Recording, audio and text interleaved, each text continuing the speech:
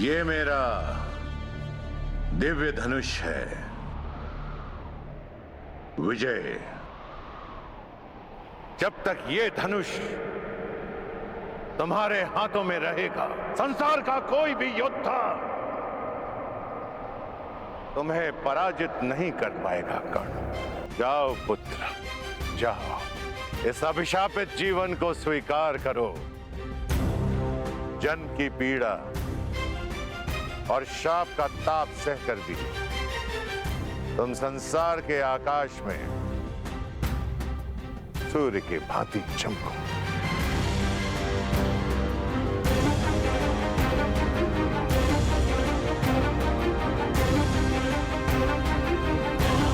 माता की मार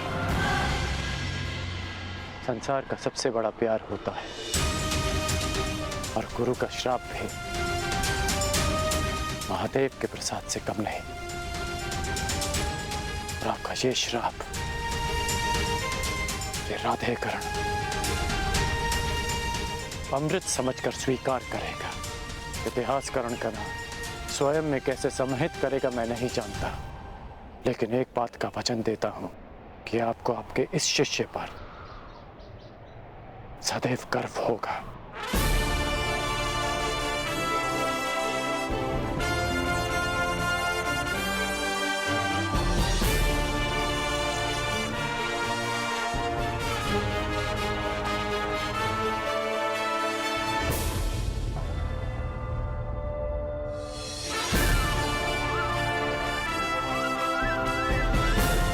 आज से मेरा नया जीवन प्रारंभ होता है।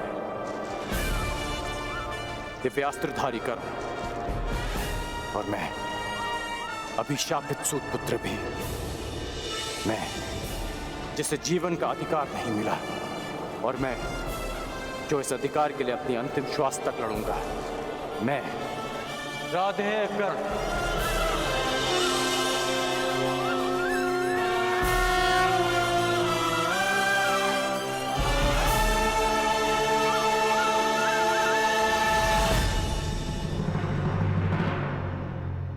परशुराम शिष्य, हस्तिनापुर के राजगुरु, महायोद्धा, प्रतापी आचार्य द्रोण पधार रहे हैं।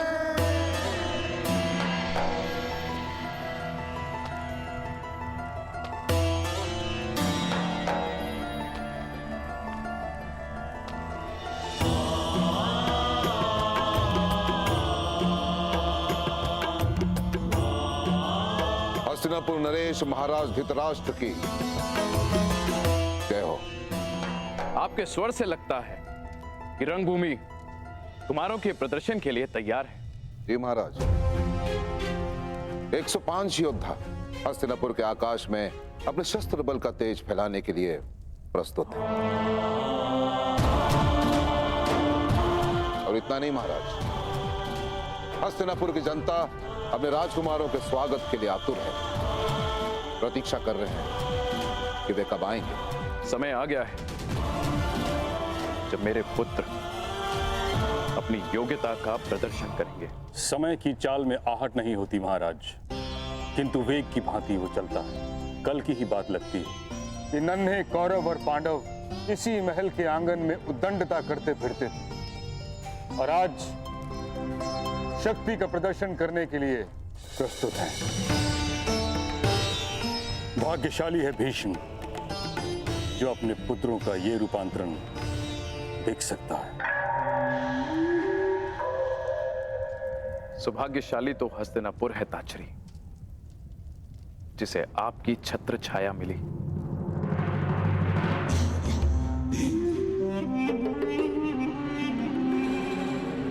निसंदेह महाराज, निसंदेह, सत्य वचन। जिस राज्य के महाबली भीष्म और महाधनुर्धर द्रोण जैसे स्तंभ हो, वो राज्य सौभाग्यशाली होगा ही। और मुझे पूर्ण विश्वास है कि राजकुमारों का ये प्रदर्शन निश्चित रूप से हस्तिनापुर को गर्वित करेगा। आनंद दुगना हो सकता है महाराज, यदि क्या शकुरी? महाराज, चपल धनुर्धर वो है जो एक बाण से 2 लक्ष्य साधे, और चतुर राजनेता वो है जो एक ही आयोजन से 2 प्रयोजन सिद्ध करे। आपका तात्पर्य क्या है गंधार नरेश? यही कि क्यों न इस प्रदर्शन को एक मैत्रीपूर्ण प्रतियोगिता का रूप दे दिया जाए, और कल की रंगभूमि में जो विजेता होगा उसे क्यों न युवराज घोषित कर दिया जाए महाराज।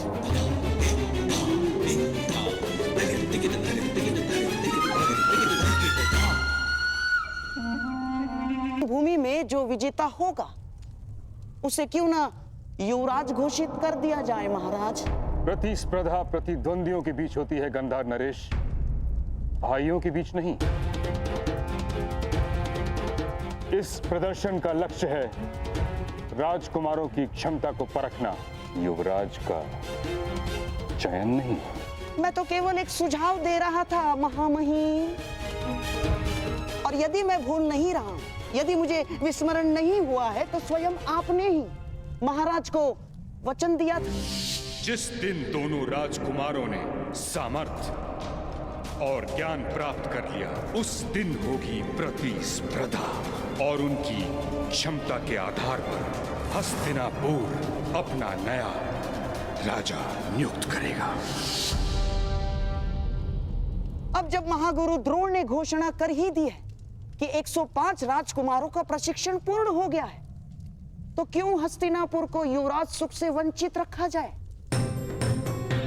इस राजसभा को अगले सम्राट के दर्शन क्यों न कराए जाए ना? फिर भी ये एक केवल सुझाव मात्र है, सुझाव मात्र। यदि महाराज धृतराष्ट्र इस प्रतियोगिता को अनुमति दे तो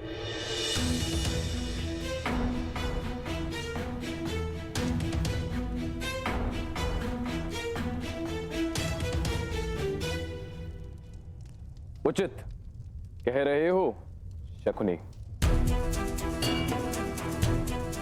इस सुझाव पर विचार किया जा सकता है। निश्चित रूप से हस्तिनापुर को युवराज की आवश्यकता है। निश्चित रूप से युवराज की आवश्यकता है महाराज, किंतु चयन के लिए प्रतिस्पर्धा विकल्प नहीं। महामहिम का कथन सत्य है महाराज। इन 105 भाइयों को एक साथ मिलकर हस्तिनापुर की रक्षा करनी है। जो उत्तराधिकार के लिए एक दूसरे से लड़ बैठेंगे, वो मिलकर किसी देश की रक्षा कैसे करेंगे? यह असंभव है महाराज।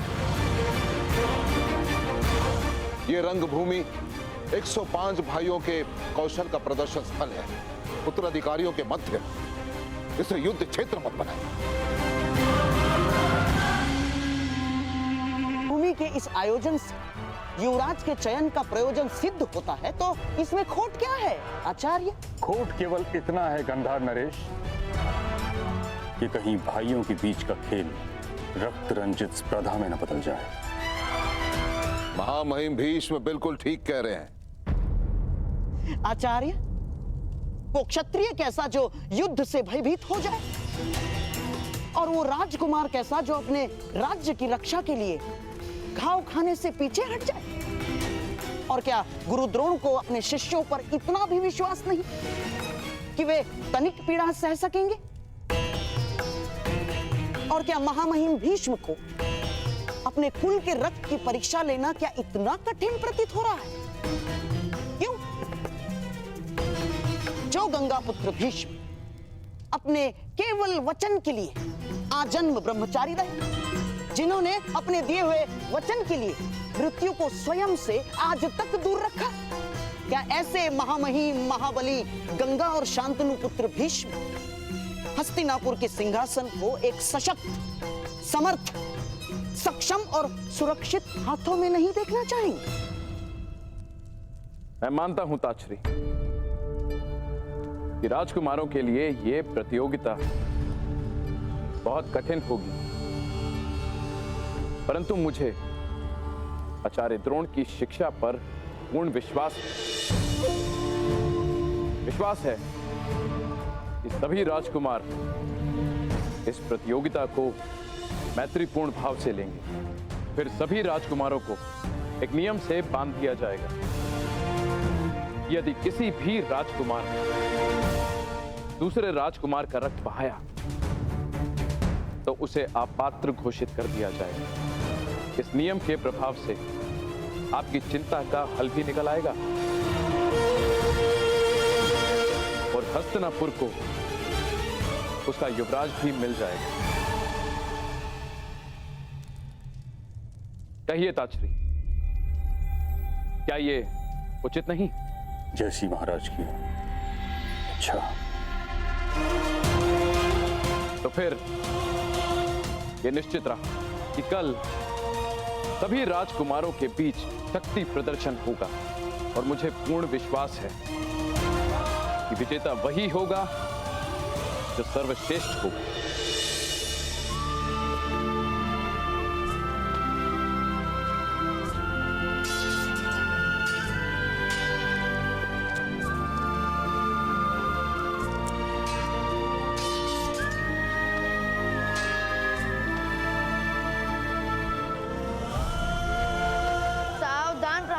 मेरे प्राण का सामना करो।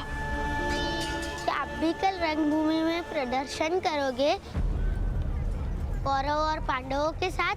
प्रदर्शन? कैसा प्रदर्शन?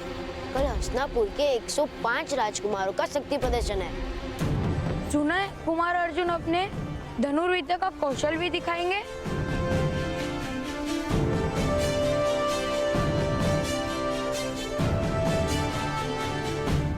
कल की प्रतियोगिता में कौन किसके साथ द्वंद्व करेगा, यह निश्चय आप करेंगे। प्रतियोगिता पक्षपात रहित होनी चाहिए महामहिम।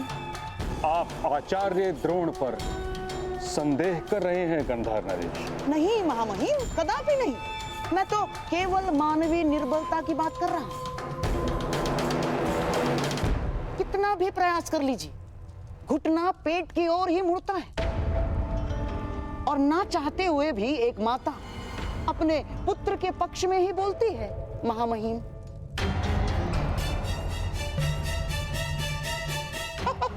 और महागुरु द्रोण का अर्जुन के प्रति प्रेम जगत विख्यात है। वो तो पहले ही घोषणा कर चुके हैं कि इस संसार का सर्वश्रेष्ठ योद्धा अर्जुन ही है। बस कीजिए गांधार नरेश शकुनी। आप द्रोण के न्याय भाव पर आक्षेप लगा रहे हैं जो उचित नहीं है। नहीं आचार्य, नहीं, मैं तो वो कह रहा हूं जो कल सारा हस्तिनापुर कहेगा। तो आप चाहते क्या हैं? मैं तो केवल महाराज को यह निवेदन करना चाहता हूं कि द्वंद्व के प्रतियोगियों का निर्णय कोई मनुष्य ना करे। तो फिर कौन करेगा शकुनी? वो जिसमें पक्षपात का भाव ना हो।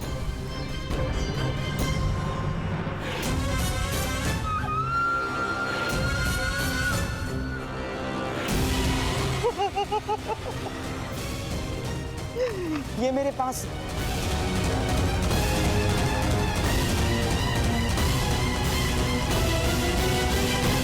मैं भी कल रंगभूमि में जाकर कौरवों और पांडवों के बीच अपना प्रदर्शन करूंगा और ऐसे तलवारबाजी करूंगा।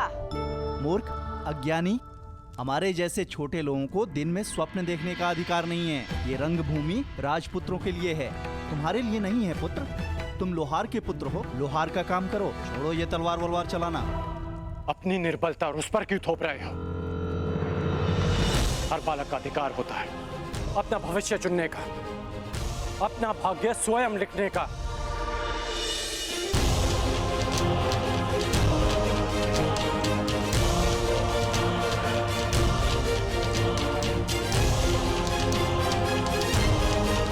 छोटे मित्र, कभी स्वप्न देखना मत छोड़ना और उसे पूरा करने का परिश्रम करना भी मत छोड़ना। कौन से देश से आए हो मित्र? मनुष्य का भाग्य उसके जन्म से ही निश्चित हो जाता है, यही नीति है। यदि यही नीति है तो इस नीति को बदल दूंगा मैं। हस्तिनापुर के मस्तक पर अपने बाणों की नोक से अपना भाग्य स्वयं लिखेगा ये राधेय।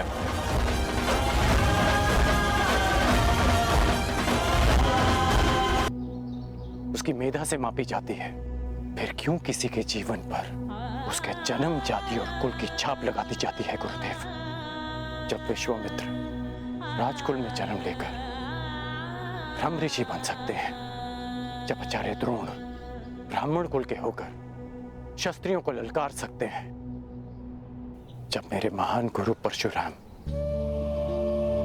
एक ब्राह्मण होकर शस्त्र धारण कर सकते हैं, तो फिर इस सूत पुत्र के साथ अन्याय क्यों गुरुदेव? क्यों ऐसा होता है कि यदि एक सूत पुत्र वेद की ऋचा सुन ले तो उसके मुख में पिघला सीसा भर दिया जाता है? क्यों किसी शूद्र को शिक्षा के अधिकार से वंचित रखा जाता है? क्यों मेरे भाई शोण को मार दिया गया था? क्योंकि उसने वेद पाठ करने का दुस्साहस किया। क्यों एक क्षत्रिय की उदंडता को उसका साहस माना जाता है और एक सूत की वीरता को उसका दुस्साहस? क्यों गुरुदेव? क्यों क्यों क्यों क्यों क्यों? जिन ब्रह्मदेव के दिव्यास्त्र आपने मुझे सौंपे, उन्होंने सृष्टि की रचना में क्या कोई भेदभाव किया? जन्म से लेके अभी शरण में आने तक सदैव अपमान सा आपके चरणों में आया तो लगा कि हाँ, मुझ में भी प्राण है। आपकी छत्रो छाया से वंचित नहीं होना चाहता था गुरुदेव। ये कारण सम्मान से जीवन जीने का अधिकार चाहता था, इसलिए जीवन में मैं महाराज से निवेदन करना चाहता हूं कि कौन किसके साथ द्वंद्व करेगा, किसका युद्ध किसके साथ होगा, इसका चयन मेरे पास ही करें।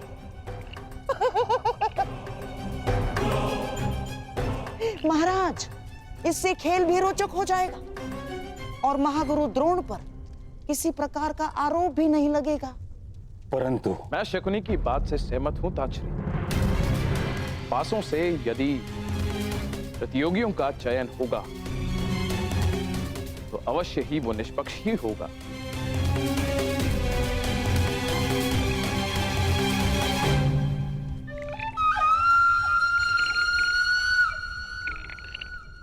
तो फिर यह निश्चित रहा, कल रंगभूमि में राजकुमारों के बीच प्रतिस्पर्धा होगी। किंतु स्मरण रहे कि प्रजा को कदापि यह ज्ञात नहीं होना चाहिए कि जीतने वाला हस्तिनापुर का युवराज होगा।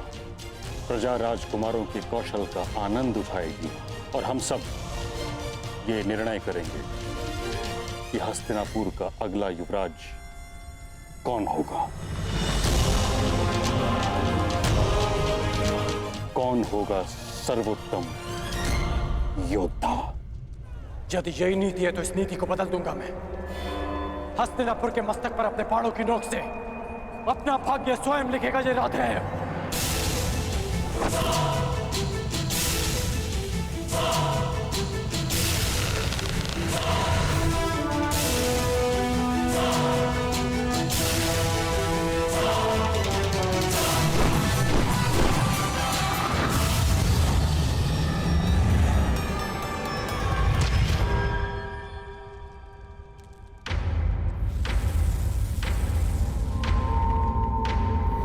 ये हस्तिनापुर की राजसभा में किसने आक्रमण किया? यह आक्रमण नहीं, किसी के आगमन का संदेश है। आचार्य द्रोण, इस बाण पर गुरु परशुराम का चिन्ह है। परंतु महामहिम, गुरु परशुराम के दो जीवित शिष्य आप और मैं इस राज्यसभा में उपस्थित हैं, तो फिर यही प्रश्न मुझे विचलित कर रहा है आचार्य द्रोण।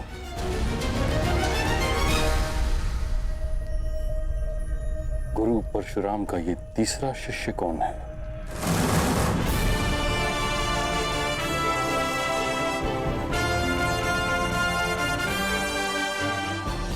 अब समय है कौशल के प्रदर्शन का।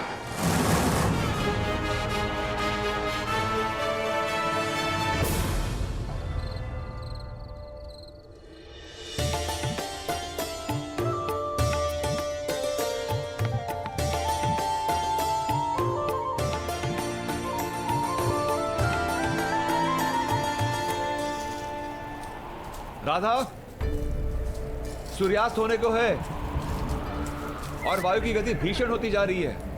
लगता है चक्रवात आने वाला है। भोजन पक गया या नहीं? बस हो गया।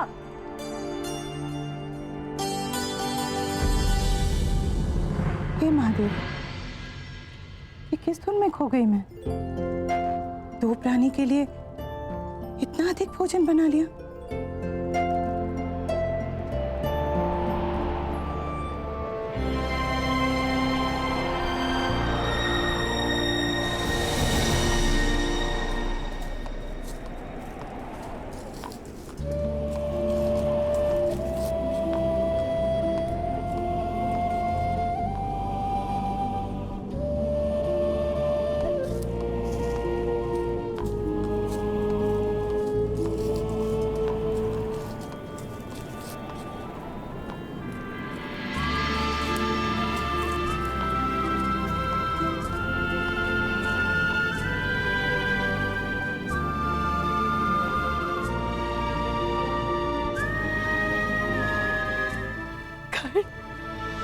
राधे कर्ण माता,